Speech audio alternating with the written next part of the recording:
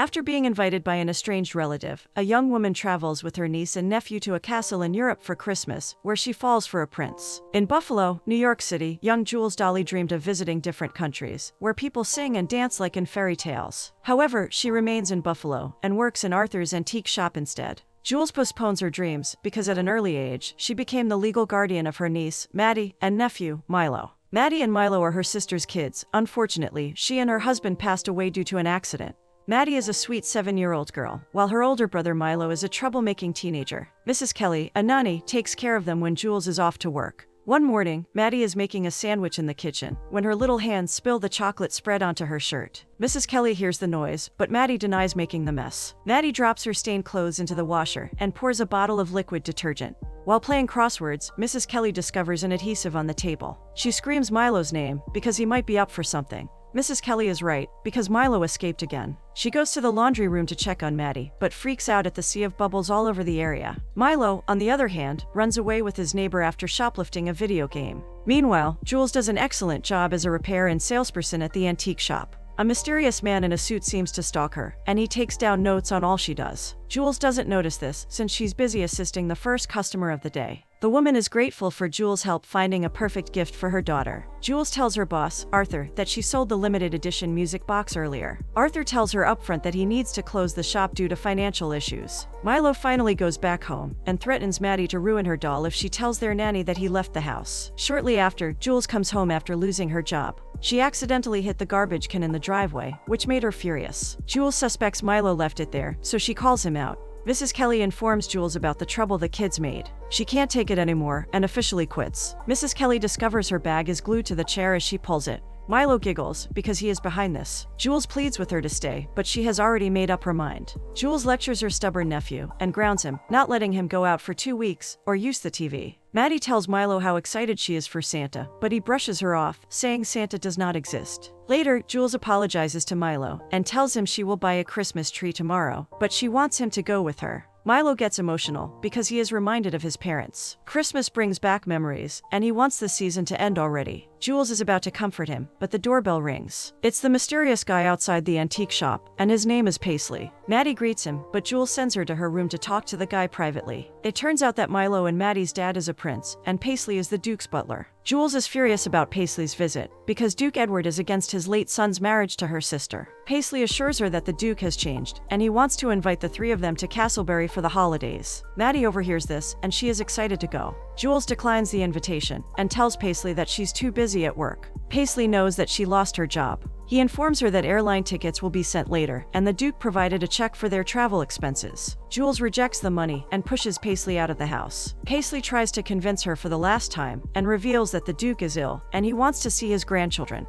After putting the kids to sleep, Jules cries the whole night as she looks at her sister's photo. Jules asks for guidance because she doesn't know what to do. Suddenly, the airline tickets pass through the door's mail slot, as the butler promised. She takes a look at it and realizes something. The next day, Jules flies with the kids to Europe. Paisley meets them at the airport, along with a limousine. The Castleberry Hall amuses Maddie and Milo. Jules reacts similarly because she finally fulfills her dream of visiting a place like that. She warns the kids to be careful because they might break some things inside. A line of servants awaits their arrival. Jules greets Mrs. Birch, the housekeeper designated to assist her. Among the servants, Mrs. Birch is the strict one, and she seems to hate Jules, based on their awkward handshake. The grand staircase and interior of the castle amaze Jules and the kids. Paisley leaves them to their assigned servants and informs Duke Edward of their arrival. The pink princess-themed room wows Maddie, and she instantly jumps to the bed to check it out. Meanwhile, Floyd shows Milo his spacious room, with a living area. Jules' bedroom is also one of a kind, but Mrs. Birch seems uninterested in touring her around. From the window, Jules stares at an attractive guy, Prince Ashton,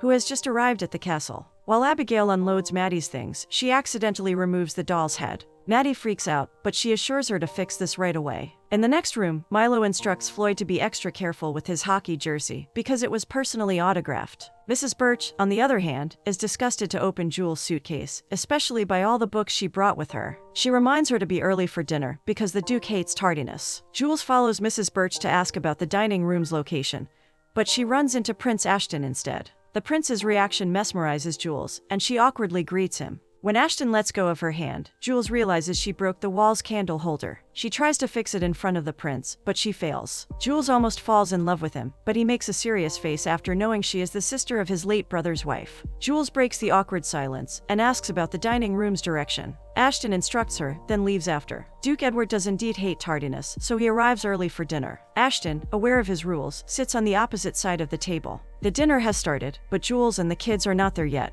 Upstairs, Jules is bothered that they are late to meet the Duke. They arrive at the dining area, gasping for air after running. The kids look like Prince Charles, and this amuses the Duke. Jules and Milo, on the other hand, whisper to each other because they find the Duke scary. Edward gladly invites them to sit and eat together with him. Edward's strong and grumpy look softens when Maddie hugs him and calls him Grandpa. Jules also introduces Maddie and Milo to their Uncle Ash to break the silence. The Duke notices Milo's hockey shirt, but suggests that he checks out cricket instead, because he finds the sport manly. Ashton asks Jules how long they are staying in the castle for. Jules sarcastically asks if he wants them to leave already. She recalls their family cutting connections with Prince Charles after he married her sister. Duke Edward admits he belittled his son's wife, but he had a change of heart during a near-death experience. He also tells his grandchildren to request anything they want, because he will be delighted to grant their wishes. Milo immediately asks for a TV to be installed in his room. However, Jules demands Floyd to unhook it right away. They have an argument, and Milo tells Jules to stop acting like his mom. Jules said that she might not be his mother, but she is trying her best. She also visits Maddie's room to wish her goodnight.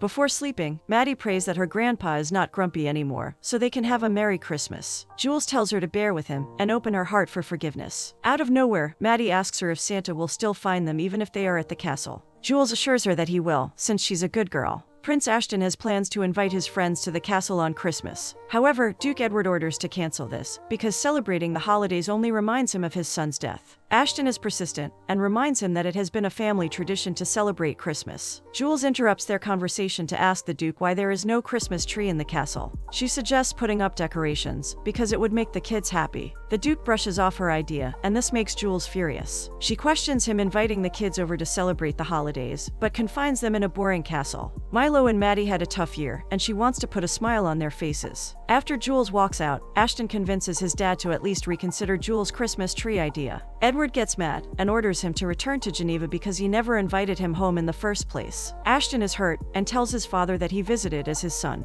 Duke's favorite was always Prince Charles, and it pains Ashton that even though he's the living prince, he remains invisible to his father. The next day, the loud sound of the trumpet awakens Jules. Prince Ashton looks amazing as he rides on the horse, and this catches her attention. The lady that is with Ashton suspects that Jules is up to something after knowing she brought Charles' kids to the castle. Jules hides behind the curtains after she realizes that the girl and Ashton saw her at the window. Jules walks confidently into the castle, but she slips on the newly waxed floor. Paisley helps her up and informs her that the kids are waiting in the car. Jules takes them to the town to buy some stuff. Maddie loves the place because she finally sees kids of her age. Children serenade the city with Christmas songs, making the environment lively. Jules is excited to tell Maddie they will buy a tree for the castle. Milo refuses to go with them and stays outside. While Milo peacefully stands in the street, an orphan unintentionally kicks a ball in his direction. Furious, Milo pushes the kid. The boy fights back, so Milo chases him around the market out of anger. Maddie and Jules hear the commotion and rush to stop Milo. Jules lectures Milo about the trouble he created in the town.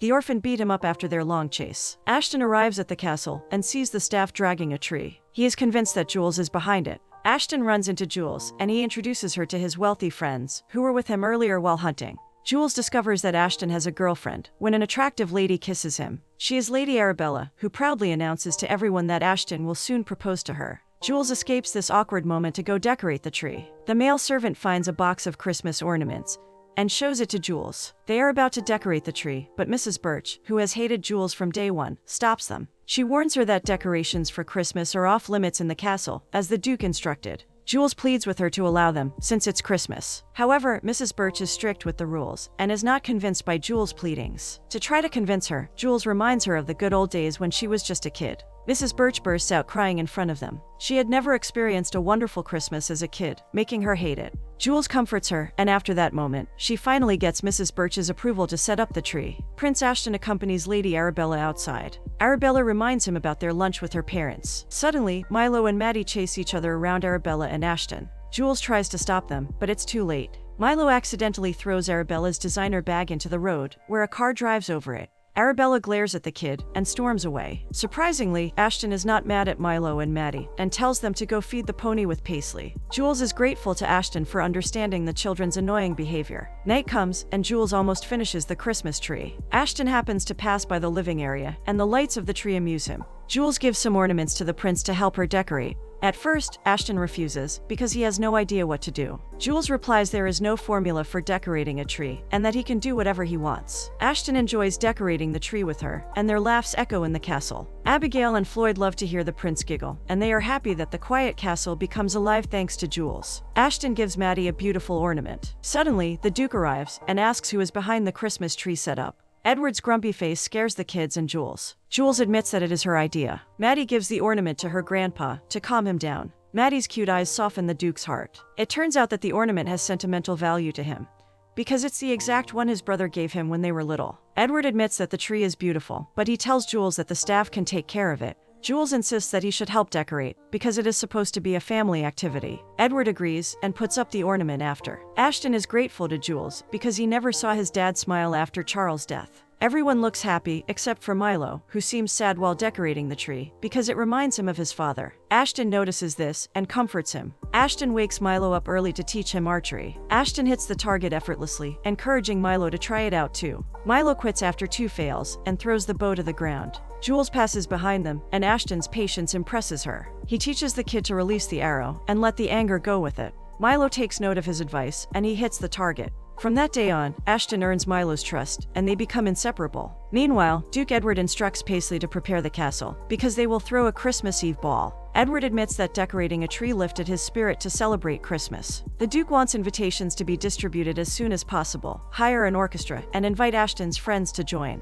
Maddie loses her doll's head. Ashton assures her that he will deploy the best people to find it as soon as possible. Jules hears this and expresses her gratitude to Ashton for spending more time with the kids. Ashton jokes that she will be his next student in archery. Jules declines, so he offers to teach her waltz instead, to prepare for the upcoming Christmas Eve ball. Jules and Ashton touch hands for the first time. While doing the footwork, Ashton makes fun of her because she has a stiff body. Jules, on the other hand, discovers more about the prince's interests during their daily waltz lessons. Edward enrolls the kids in cultural classes of their choice. He hires the best ballerina to teach Maddie ballet and a musician for Milo's electric guitar lessons. Waltz becomes part of the daily routine of Jules and Ashton. Jules gets tired of the formality and turns on loud party music. Prince Ashton showcases his freestyle moves to Jules, and this encourages the kids to groove to the beat. Suddenly, someone turns off the music, and it's Lady Arabella. Arabella pulls Ashton away from Jules by reminding him about the lunch with her family. Arabella notices that her boyfriend spends most of his time with the kids and Jules. She advises him to stop hanging around with them because they belong in the lower class and will soon return to Buffalo after the holidays. Later that day, the Duke and Prince Ashton finalize the guest list for the ball. Jules overhears them crossing out someone they wish not to invite because she's a crass girl with no title. Jules feels bad after thinking it was her they were referring to. Ashton greets her at the door while she fixes an old clock.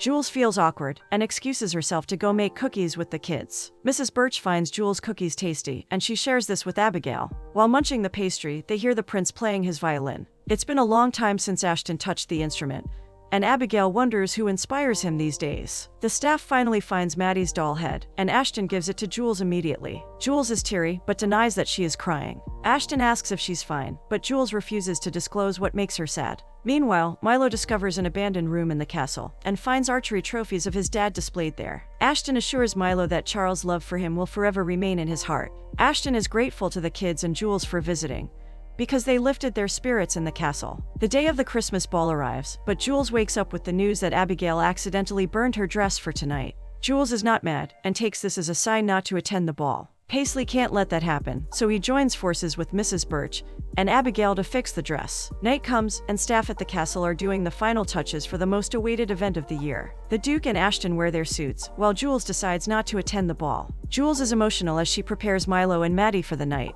She informs them that she will return to Buffalo to find a job. Milo and Maddie let her go after she promises to have a separate Christmas celebration with them when they arrive. Mrs. Birch discovers Jules' closet empty, and she's not in her room either. Mrs. Birch, Floyd, and Abigail drive to the train station to follow her. Meanwhile, important guests of the ball arrive, and one of them is Lady Arabella with her parents, the Duke and Duchess of Belmont. Duke Edward welcomes them, and Ashton invites Arabella to talk about something. At the train station, Jules is surprised to see Mrs. Birch with other staff. They show her the dress from Vienna that she can wear. The dress is so elegant that it makes Jules excited to attend the ball. Mrs. Birch successfully brings Jules back to the castle. Prince Ashton and Lady Arabella talk privately in a room. Ashton asks her if she would still love him if he wasn't a prince. Arabella panics, and her face betrays that she's only after his title. Ashton tells her they obviously want different things, and he can't make her happy anymore. Arabella refuses to break up with him, because people expect them to be engaged. However, Ashton made up his mind, and it is to end the relationship.